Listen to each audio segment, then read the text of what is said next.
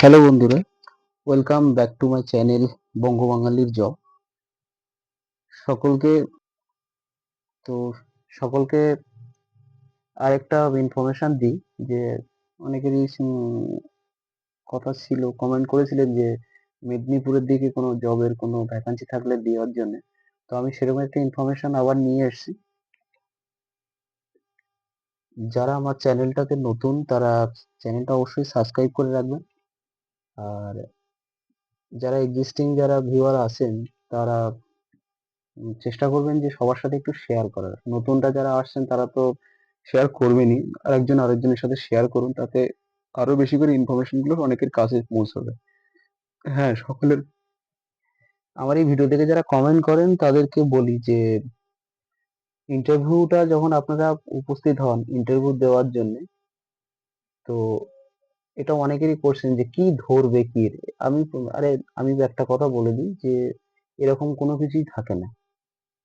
ঠিক আছে, এরকম কোনো কিছুই থাকে না যে কি ধরবে, কারণ এখানে কেউ গেলে আপনার সিলেবাস ভিত্তিক কোনো কোশ্চেন আপনাকে ধরবে না বা কোনো কিছু দেখে না। এটা দেখে কি আপনি কথা বলাতে কতটা এক্সপার্ট আছেন, কতটা আপনার অ্যাডভান্টেজ দেখে।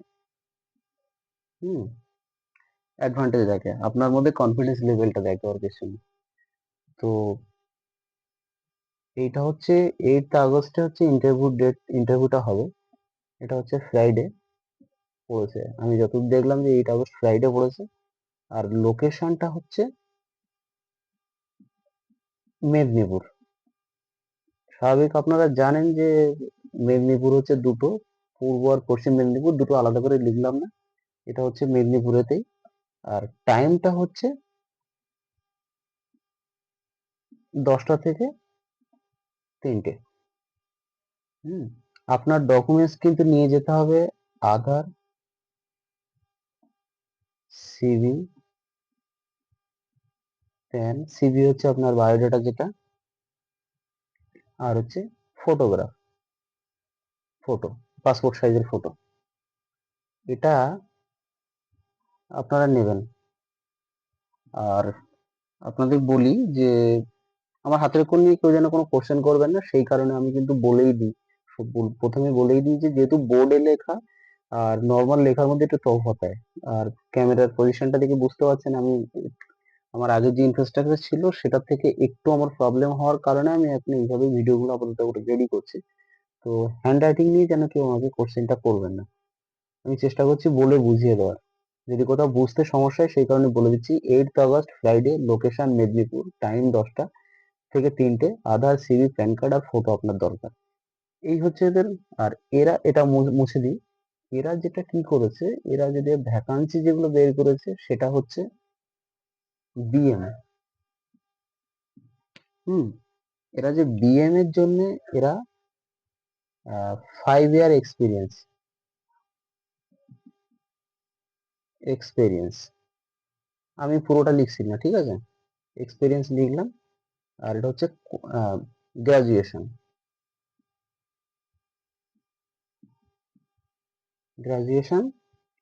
আর এদের যে গ্রাজুয়েশন যেটা করেছে স্যালারি হচ্ছে 28,200।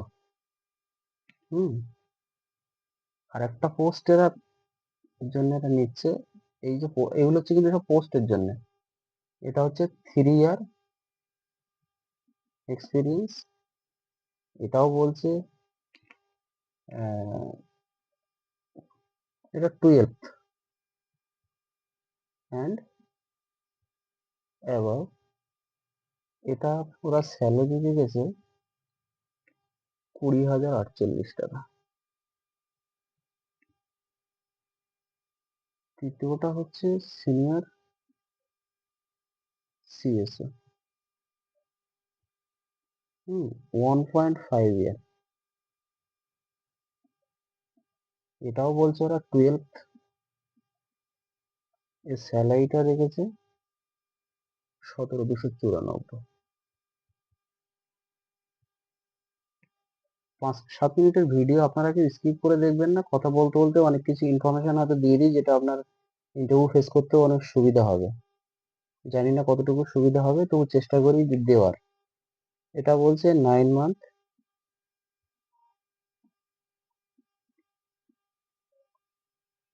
এটা হচ্ছে, এটাও 12। আমি যেগুলো 12 লিখছি সেগুলো 12 এন্ড অ্যাবাভ, ঠিক আছে, মানে 12 ক্লাস থেকে শুরু করে আপনি যতদূর, এটা আপনার উপরে চয়েস ডিপেন্ড করছে। এটা 15,473। এর সঙ্গে আপনার পিএফ আছে, ইএসআই আছে, টিসিএসও।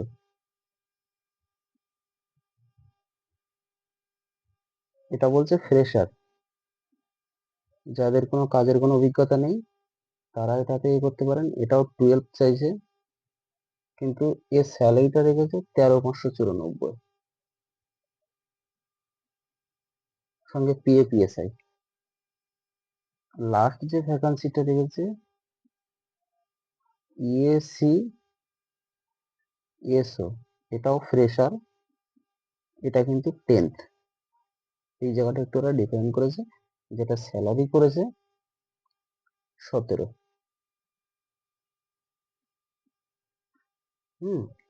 তো আপনাদেরকে বলে দিই যে এই যে জবের যে ভ্যাকান্সি গুলো আপনাকে আমি দেখাচ্ছি, এগুলোর জন্য কোথাও আপনাকে কাউকে টাকা দেওয়ার প্রয়োজন নেই, কখনো কোথাও কোনো টাকা দেবেন না। আর বিষয়টা হচ্ছে যে যদি আমি বলি যে আমি যে ইনফরমেশনটা দিই, আমি তো ইনফরমেশন কোথা থেকে কালেক্ট করি, সেইভাবেই ইনফরমেশনটা আপনাদেরকে দিই। তো ইনফরমেশন দেওয়ার পরে যদি আপনার কন্ট্যাক্ট নাম্বার অবশ্যই দিয়ে দিচ্ছি, যদি কোথাও মনে হয় যে কোনো কিছু আরো ইনফরমেশন দরকার, তো সেই কন্ট্যাক্ট নাম্বারে ফোন করলে তারা আপনাকে গাইড করে দেবে। হতে পারে যে ইন্টারভিউ ডেট মিস্টেক হয়েছে বা কোনো কিছু আমার মিস্টেক হলো, তো কন্ট্যাক্ট নাম্বারটা দিলে সুবিধা হয়। এরা কেউ আপনার কাছে কোনো টাকা পয়সা দাবি করবে না, আপনি কোনোদিন কোনো টাকা পয়সা কাউকে যেন দেবেন না। অ্যাড্রেসটা হচ্ছে গ্রাউন্ড ফ্লোর,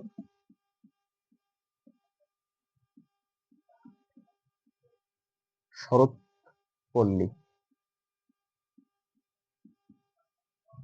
শরৎপল্লী। হয়তো স্পেলিং এখানে লেখা আছে জর্জ কোট, জর্জ বালানটা যা ওরা লিখেছে আমি সেটাই লিখছি। জর্জ কোট, জর্জ কোট, হুম, কোতোয়ালি, কোতোয়ালি। সিটি হচ্ছে মেদিনীপুর, মেদিনীপুর। ফোন নাম্বার হচ্ছে,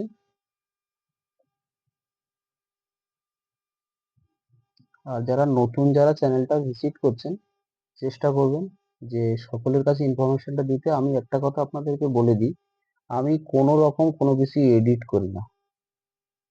ওই এডিট করে বিভিন্ন রকম কথা দিয়ে করা, এটা আমার পক্ষে হবে না। আমি দিয়ে দিচ্ছি, লাস্ট নাম্বারটা দিয়ে দিচ্ছি, মোবাইলটা সুইচ অফ হয়ে গেছে অন্যদিকে, কোথায় যে কন্ট্যাক্ট নাম্বারটা নিয়ে নিয়েছি সেখান থেকে। তো এডিট করবেন না, এই আমি কোনো ভিডিও কোনো এডিট করি না। দেখছেন সরাসরি ইনফ্রাস্ট্রাকচার দেখে আমি যেটা ইনফরমেশন আমার কাছে আসে সেটা প্রপার সেই ইনফরমেশনটাই তুলে দেওয়ার। তো এর মধ্যে কোনো এডিটিং নেই। এই কারণে বলি যে আমি সম্পূর্ণ হাতে লিখেই ভিডিওগুলো করি, হাতে লিখেই ভিডিওগুলো আমি তৈরি করি। তো চেষ্টা করবেন ভিডিওগুলো সবার পর্যন্ত পৌঁছে দেওয়ার। লাস্ট হচ্ছে 79625993867, এটা ওখানকার কন্ট্যাক্ট নাম্বার। হুম, এটা কন্ট্যাক্ট নাম্বার, এই কন্ট্যাক্ট নাম্বার ফোন করলে। আর ইমেল আইডি হচ্ছে, আপনি এক কাজ করবেন, আপনারা 8 তারিখে তো, তার আগে কন্ট্যাক্ট করে যদি কাল পরশু, আজকে ধরুন 6 তারিখ, 7 দুদিন সময় আছে যদিও, তো চেষ্টা করবেন যে এইটা তুলে দেওয়ার, মানে আপনার সিভিটা পাঠিয়ে দেওয়ার। যদি হয় সেটাও ভালো, যদি বলেন যে না আমি একটু ফোন করে কথা বলবো, তো আমার মনে হয় কোনো অসুবিধা হবে না। কথাই তো বলবেন, সমস্যা কোথায়? হাতের অক্ষর একটু সমস্যা আছে, আমি @ এখানে লিখছি, হ্যাঁ, সরি এখান থেকে লিখি সেটিং। বোর্ডটার কারণে আমি একটু ঠিক করে করতে পারছি না। ক্রেডিট, ডিআইটি, সি একসাথে কিন্তু, হ্যাঁ এটা একসাথে, আমি এখানে লিখছি বটে কিন্তু একসাথে, creditcare.com। আমি বলে দিই, RMEDINIPUR HR Medinipur @setin SATINCREDIT credit care একসাথেই .com। এটা হচ্ছে তো মেল আইডি। তো সকলকে আবারও বলবো যে ভিডিওটা স্কিপ না করে সম্পূর্ণটা ভিডিওটা দেখবেন।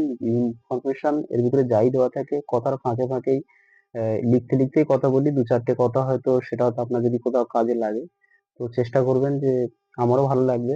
আর ইনফরমেশন গুলো প্রত্যেকের সাথে শেয়ার করার চেষ্টা করুন।